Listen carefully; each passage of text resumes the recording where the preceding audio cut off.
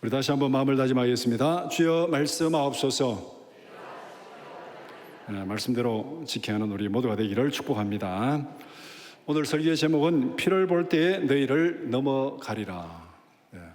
오늘 찬양대가 찬양 다 했습니다. 저 오늘 설교 안 해도 될 것 같아요. 피를 볼 때 너희를 넘어가리라.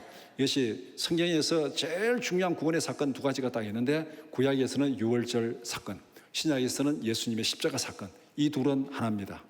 유월절 사건이 그림자고 그것이 실제로 완성된 것이 예수님의 십자가 사건입니다. 그래서 오늘 피를 볼 때에 너희를 넘어가리라. 구원은 말씀을 듣고 순종하는 자에게 주어집니다. 누가 구원받는가? 말씀을 듣고 순종하는 자가 구원받습니다. 소돔 고모라 심판 때 구원받은 롯과 그의 가족들이 어떻게 구원받았습니까? 하나님이 떠나라, 심판하겠다. 그러니까 떠났어. 안 가려고 그러니까 막 천사가 끌어가가지고 떠나가지고 그들이 구원받았잖아요. 그 말 안 듣고 거기에 있던 사람들은 다 죽었습니다. 불뱀에 물렸을 때 장대에 달린 노뱀을 보고 구원받은 사람들, 그것도 마찬가지죠. 민수기 21장 7절 이하 말씀 같이 보겠습니다. 백성이 모세에게 이르러 말하되 우리가 여호와와 당신을 향하여 원망함으로 범죄하였사오니 여호와께 기도하여 이 뱀들을 우리에게서 떠나게 하소서. 모세가 백성을 위하여 기도하며 여호와께서 모세에게 이르시되 불뱀을 만들어 장대 위에 매달아라. 물린 자마다 그것을 보면 살리라. 모세가 노뱀을 만들어 장대 위에 다니 뱀에게 물린 자가 노뱀을 쳐다본 즉 모두 살았더라. 뱀에 물렸어요. 죽게 생겼습니다. 사는 방법이 뭡니까? 하나님의 방법. 노뱀을 말아서 장대에 달고 그거 쳐다보면 살리라. 쳐다본 사람은 나왔는데 그 말 듣고 말도 안 되는 뱀에 물렸는데 그거 쳐다본다고 사나? 안 볼래? 안 보면 보지 마라. 죽은 거예요, 그냥.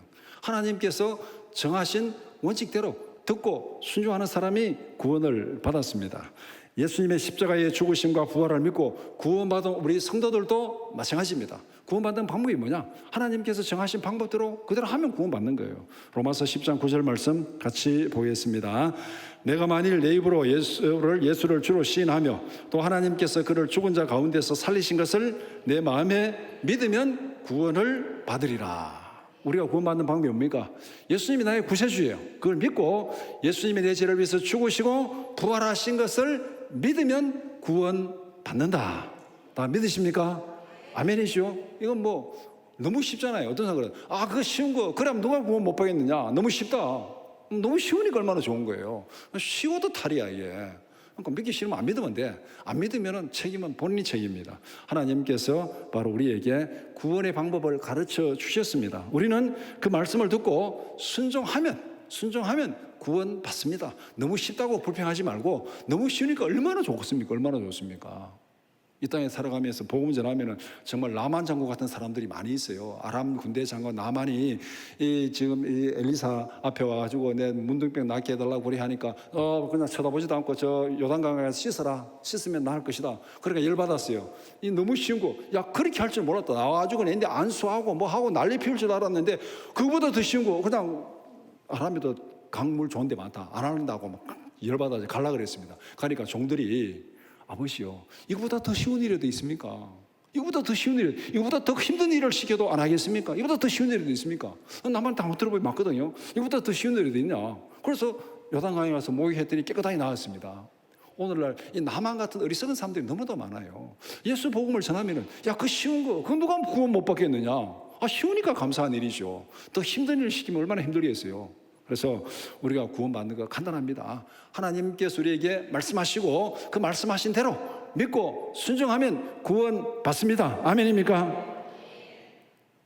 하나님은 죄인을 구원하실 계획을 세우시고 실행하십니다.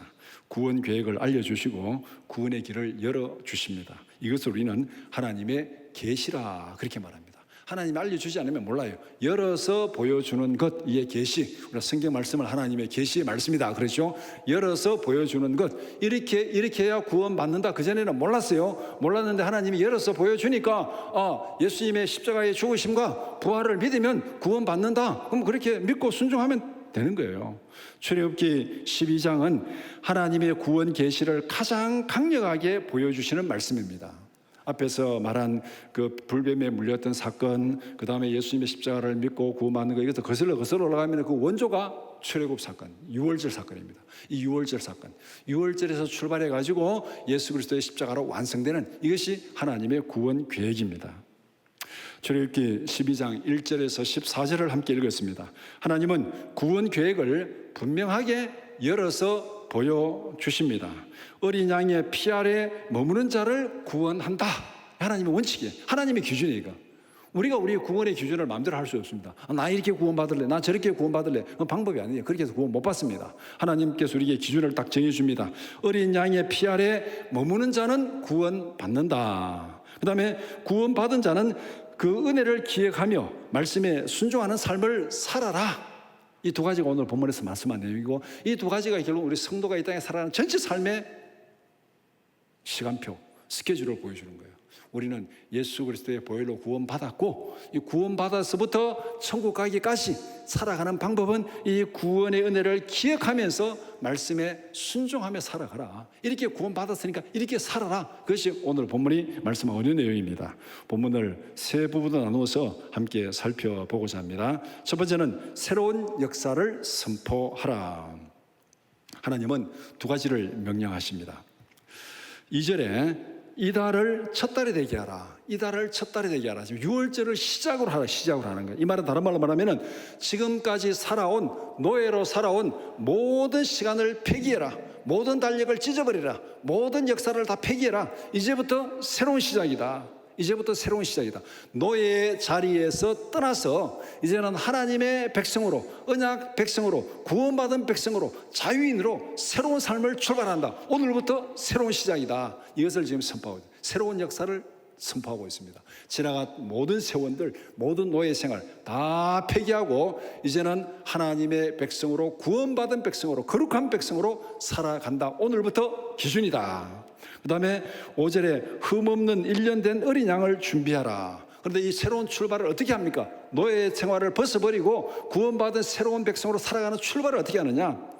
어린 양을 준비하라. 하나님의 기준으로 시작하라는 것입니다. 내 기준으로, 내 뜻대로 되지 않습니다. 어린 양은 대속의 상징입니다. 하나님이 준비하신 구원의 방식입니다. 6월절 어린 양으로 구원받았고 예수 그리스도의 십자가의 보혈로 구원받았습니다. 이것이 하나님이 정하신 구원의 방법이에요. 그 외의 방법은 없어요.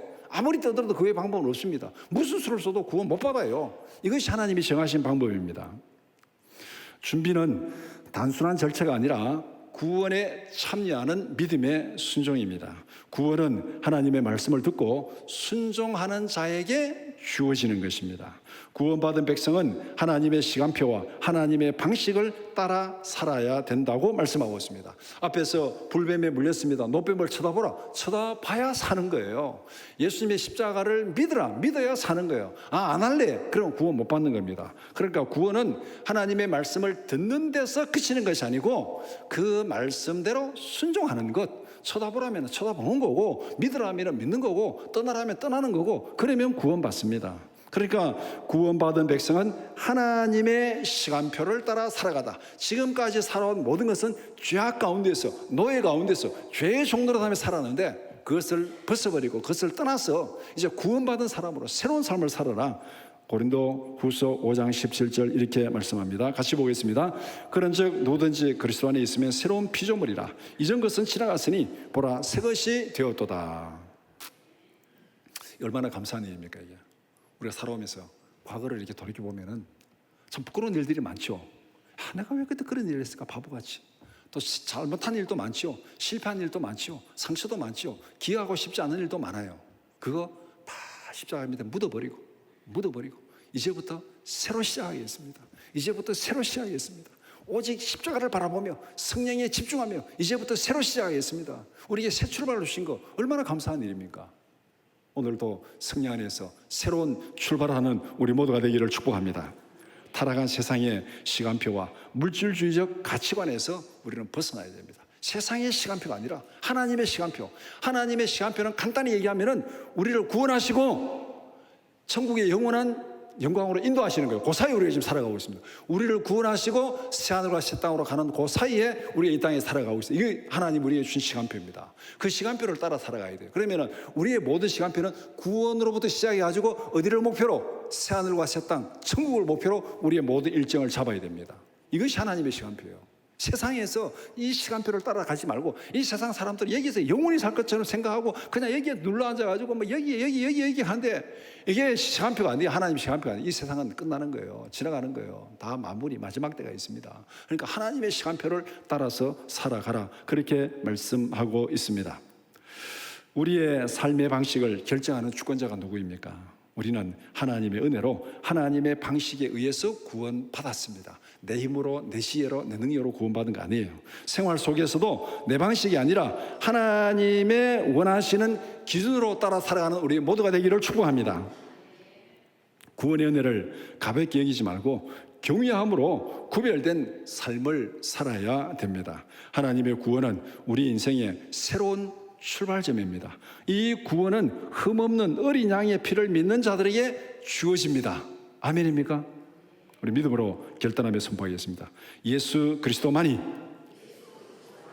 내 인생의 새로운 출발점이다. 예수 안에서 죄 사함 받고 구원받고 하나님의 자녀로 새롭게 출발하는 것입니다. 바로 새로운 역사를 선포하라. 이것이 바로 새로운 역사예요. 두 번째, 보혈의 표식과 순례자의 양식입니다. 하나님은 문설주와 임방의 어린 양의 피를 바르라고 명령합니다. 문설주, 임방에서 잘 쓰지도 않는 말이죠. 간단히 얘기하면은 문틀, 대문 틀에다가 어린 양의 피를 받아라, 그렇게 말하고 있습니다. 어린 양의 피는 하나님의 심판을 넘어가는 유일한 표식입니다.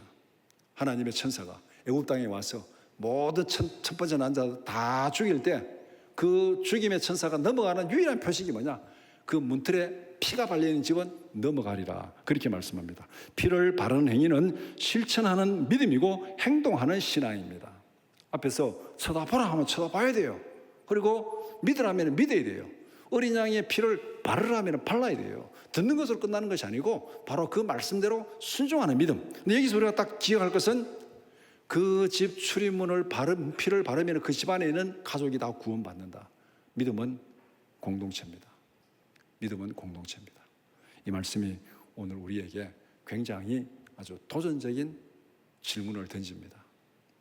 우리는, 우리 가족들은, 우리 자녀들은, 우리 형제들은 다 구원의 장막 안에 머물고 있는가?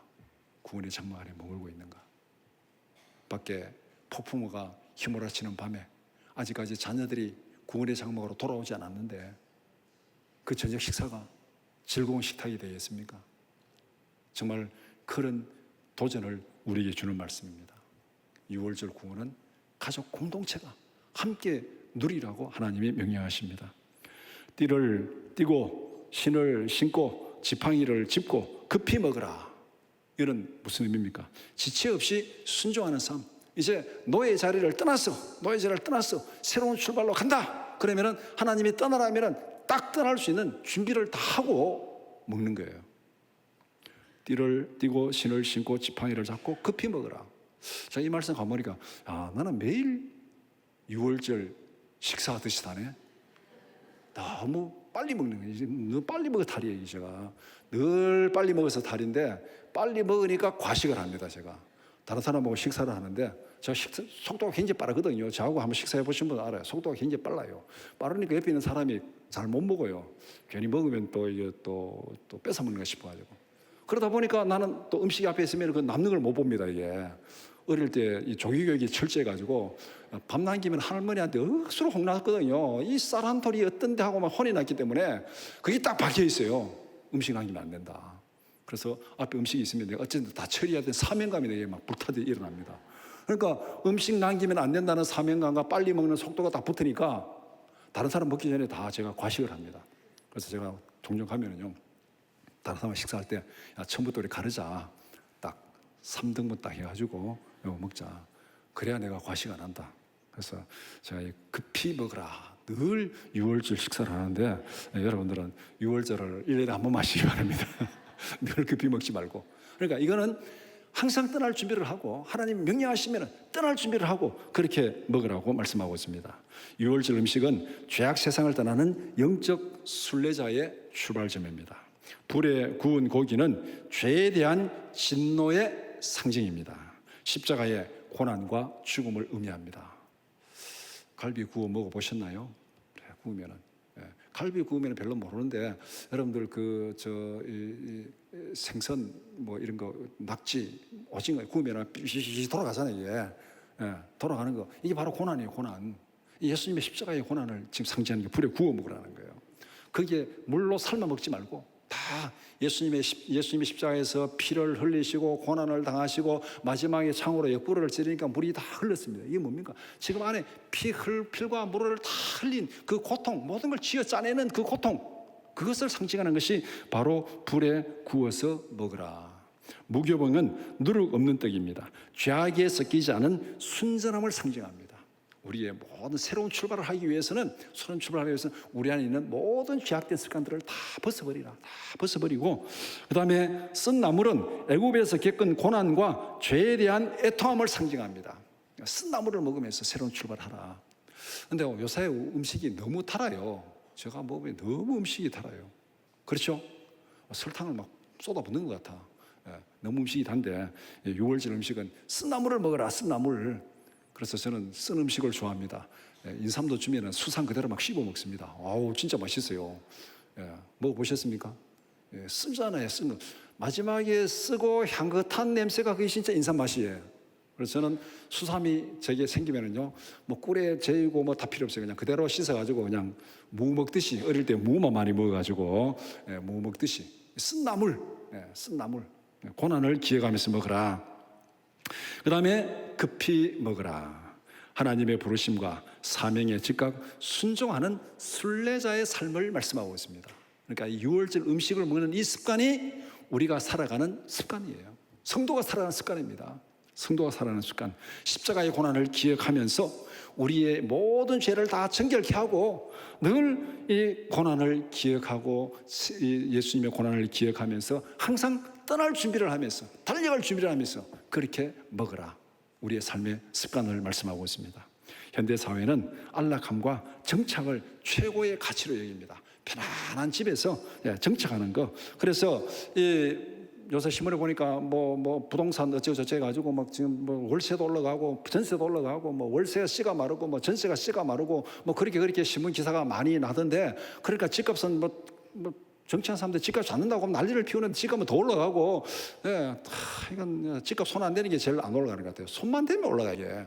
그래서 이 난리인데, 이러니까 사람들이 또 막 영끌해야 집을 산다고 또 난리잖아요. 안 그러면 전세도 없고 월세도 없고 뭐 또 한 1년 지나면 막 1억 올려달라 2억 올려달라 하니까 이게 지금 막 감당도 안 되고, 그러니까 집을 사야 되는 거죠. 여러분 다 집을 사시기 바랍니다. 여러분 자녀들 다 집을 사시기 바랍니다. 그래야지 뭐 안 쫓겨나잖아요. 그래서 오늘 우리가 살아가는 시스템은 편안한 집에서 안 쫓겨나고 안전하게 정착하는 거, 이게 우리가 지금 살아가는 거예요. 성도는 이 세상 시스템 속에 살아갑니다. 그렇지만은 이 세상은 영원하지 않다.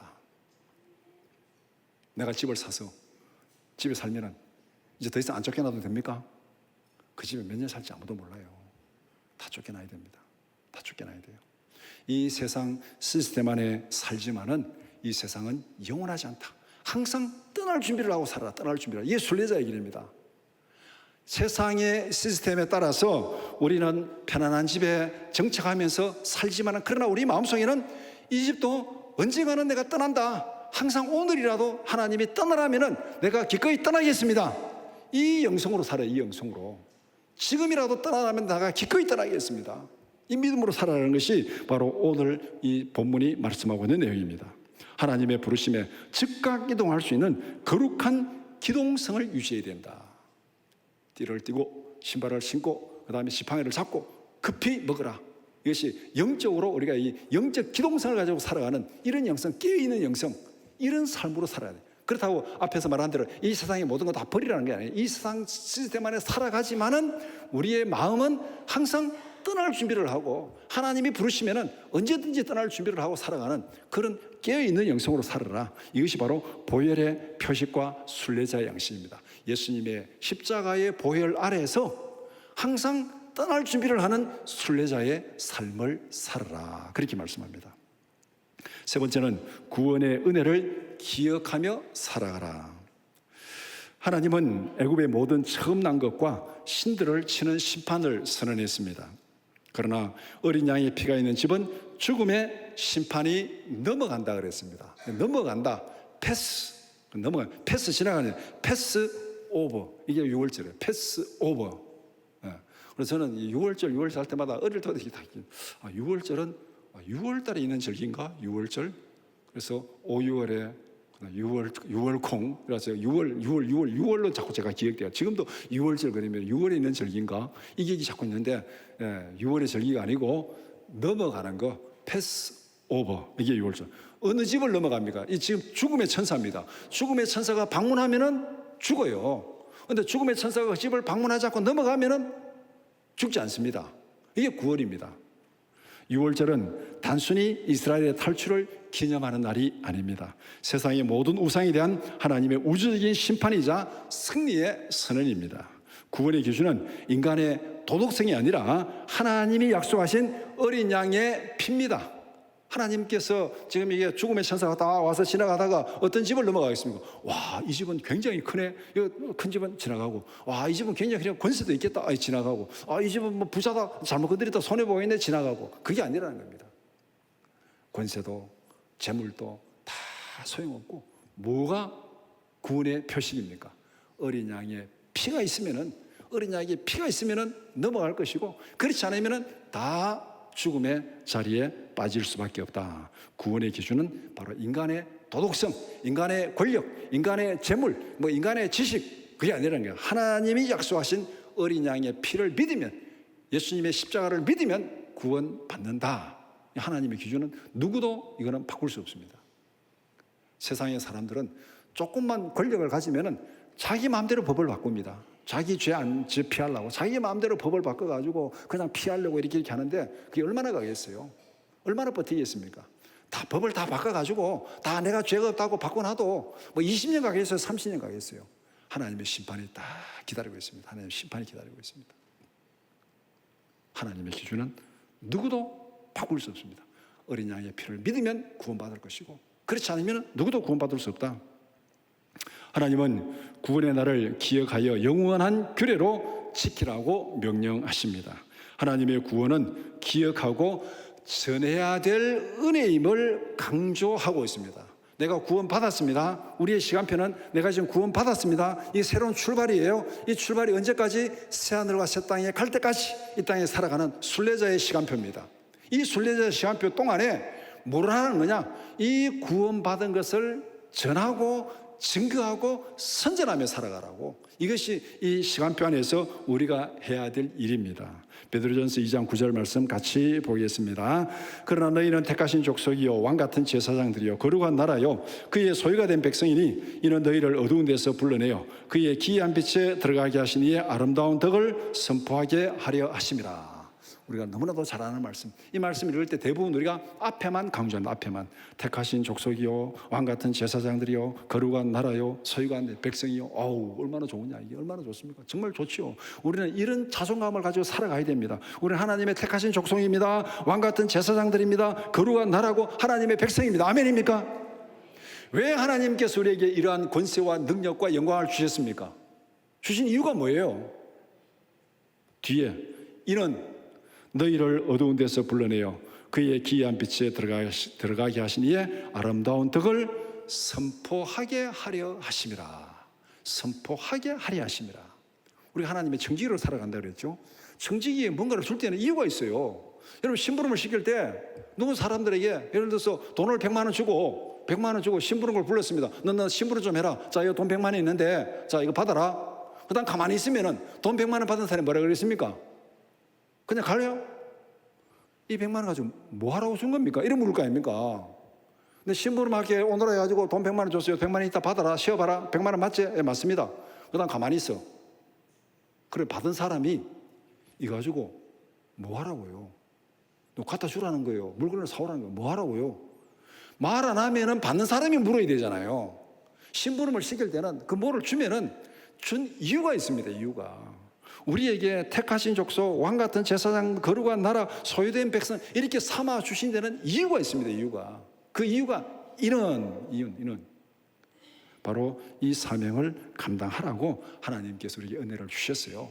하나님의 시간표는 구원으로부터 새하늘과 새 땅에 이르기까지 이 시간표 안에서 우리가 할 일이 뭐냐? 하나님께서 우리에게 왕 같은 제사장, 택하신 백성 이렇게 만들어 주신 그 은혜를 널리 선포하고 전하며 살아가라고 하나님께서 우리에게 이 은혜를 주셨습니다.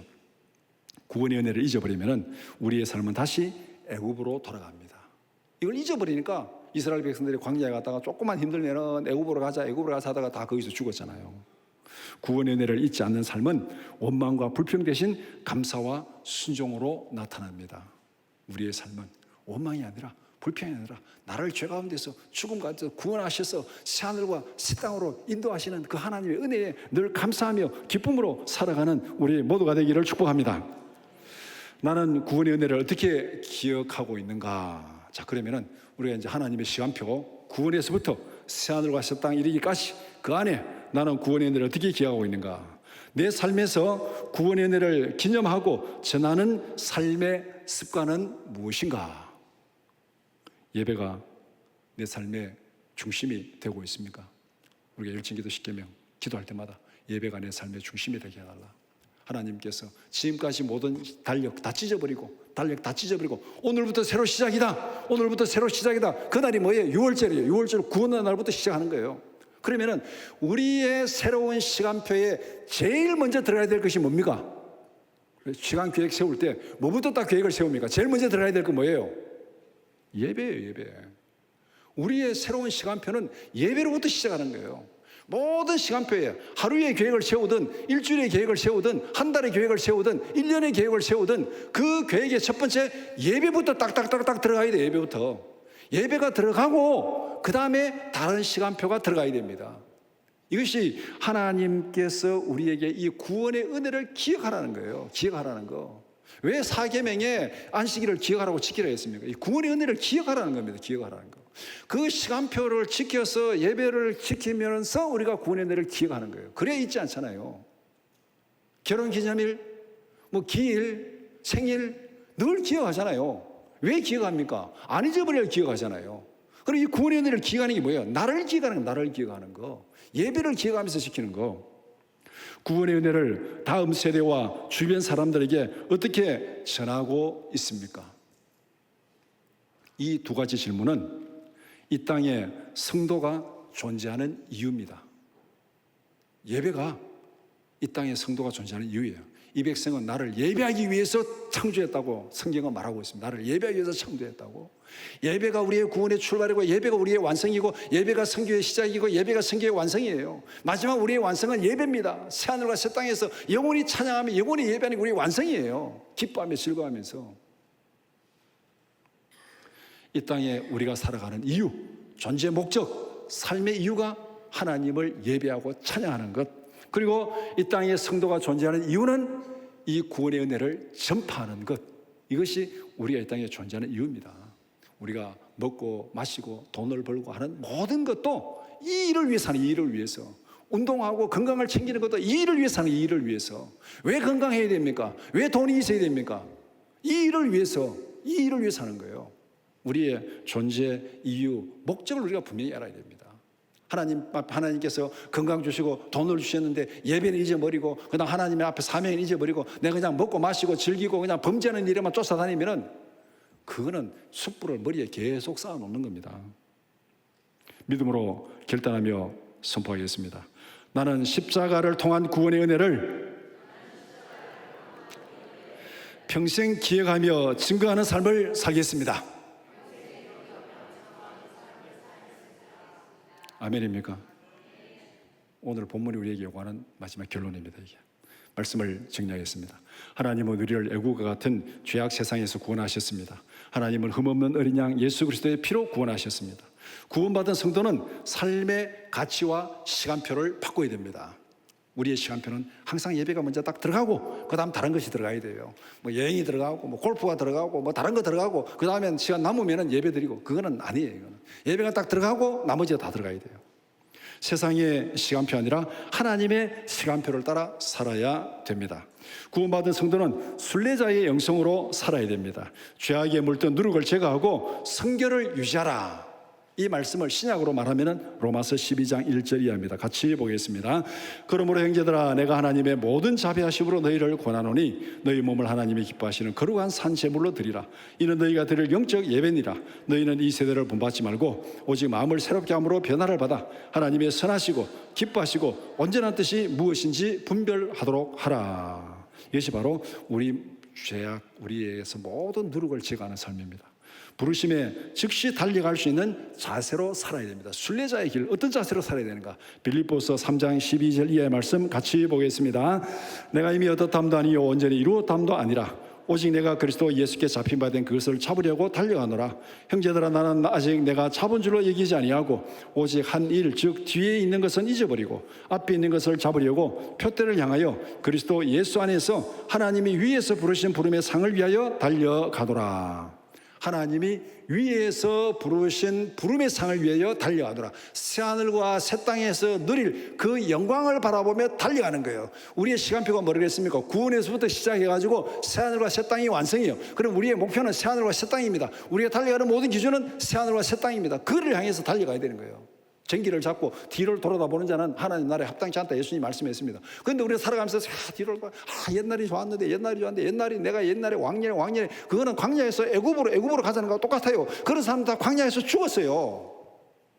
우리의 시간표, 우리의 자세는 바로 새하늘과 새 땅에서 위에서 부르신 부름의 상을 위해서 달려가야 됩니다. 이것이 바로 순례자의 영성으로 살아가는 것입니다. 우리가 누리는 구원의 은혜를 기억하며 전해야 됩니다. 하나님의 행하신 구원을 입술로 찬양하고 예배하라.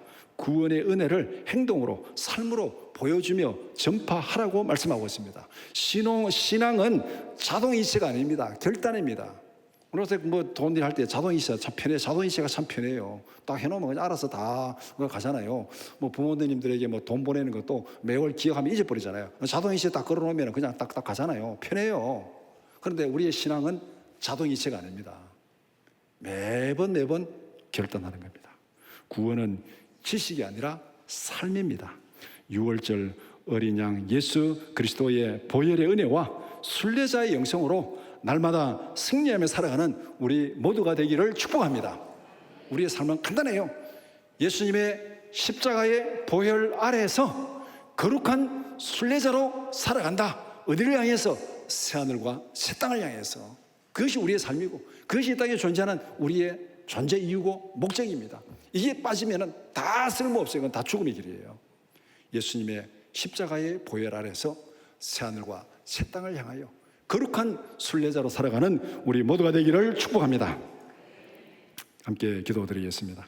첫 번째 기도할 제목, 하나님의 어린 양 예수 그리스도의 십자가가 내 삶의 기준이 되게 하소서. 두 번째, 세상에 물든 죄악의 누룩을 제거하고 말씀에 즉각 순종하는 믿음을 주소서. 세 번째, 십자가의 은혜를 기억하며 그 은혜를 다음 세대에 전하는 가정과 교회가 되게 하소서. 우리 다시 통성으로 기도드리겠습니다. 거룩하신 아버지 하나님 감사합니다. 우리를 구원하시고 하나님의 자녀 삼아주시고 이 땅에서 성도로 살아갈 수 있도록 하나님 도와주심을 감사합니다. 우리의 분명한 출발을 주셨고 우리의 분명한 목적지를 주셨고 우리가 살아가는 분명한 삶의 방식을 우리에게 보여주셨습니다. 그 계시의 말씀을 따라서 순종하며 지키며 실천하며 살아가는 저희들 되게 하여 주시옵소서. 예수님의 십자가가 온전히 내 삶의 기준이 되게 하시고 십자가의 보혈 아래에서 이 모든 삶을 누리며 살아가는 저희들 되게 하여 주시옵소서. 세상에 물든 죄악의 누룩을 제거하고 말씀에 즉각 순종하는 믿음을 주시옵소서. 우리의 삶의 땅에서 타락한 이 죄악 세상에서 이런저런 일들로 우리의 생각이, 우리의 행동이, 우리의 삶이 죄악에 물들고 타협하며 살아갈 때가 너무나도 많습니다. 날마다 승리의 우리 가운데 임재하여 주셔서 이 모든 죄악의 누룩들을 제거하여 주시고 말씀의 기준에 의해서 날마다 살아가는 저희들 되게 하여 주옵소서. 십자가의 은혜를 기억하며 그 은혜를 다음 세대에 전하는 가정과 교회가 되게 하여 주옵소서. 믿음은 공동체 사역입니다. 이 공동체 사역을 잘 감당할 수 있도록 하나님 맡기신 공동체 사역을 감당할 수 있는 저희들 되게 하여 주시옵소서.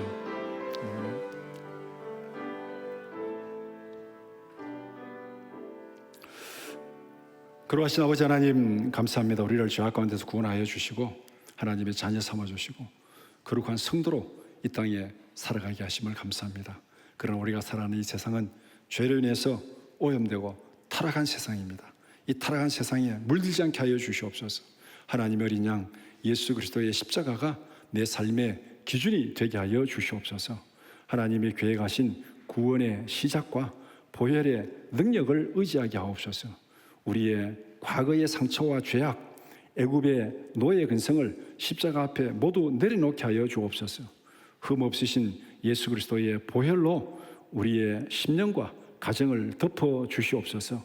세상의 가치관을 따라가던 달력을 찢어버리고 오직 하나님의 시간표와 목적을 따라 살아가는 새로운 인생의 장을 열어가게 하여 주시옵소서. 세상에 물든 죄악의 누룩을 제거하고 말씀에 즉각 순종하는 믿음을 주시옵소서. 깨어있는 영성으로 순례자의 삶을 살아가게 하여 주옵소서. 죄악에 섞이지 않는 순전함과 십자가의 고난을 기꺼이 감당할 수 있는 믿음을 주시옵소서. 세상의 안락함에 취해 주저앉지 않게 하시고 진리의 허리띠를 띠고 언제든지 주님의 말씀에 즉각 순종하며 나가는 영적인 순례자의 긴장감을 가지고 살아가는 저희들 되게 하여 주옵소서. 십자가의 은혜를 기억하며 그 은혜를 다음 세대에 전하는 가정과 교회가 되게 하여 주시옵소서. 구원의 감격을 회복하게 하시고 그 은혜를 널리 증거하게 하여 주시옵소서.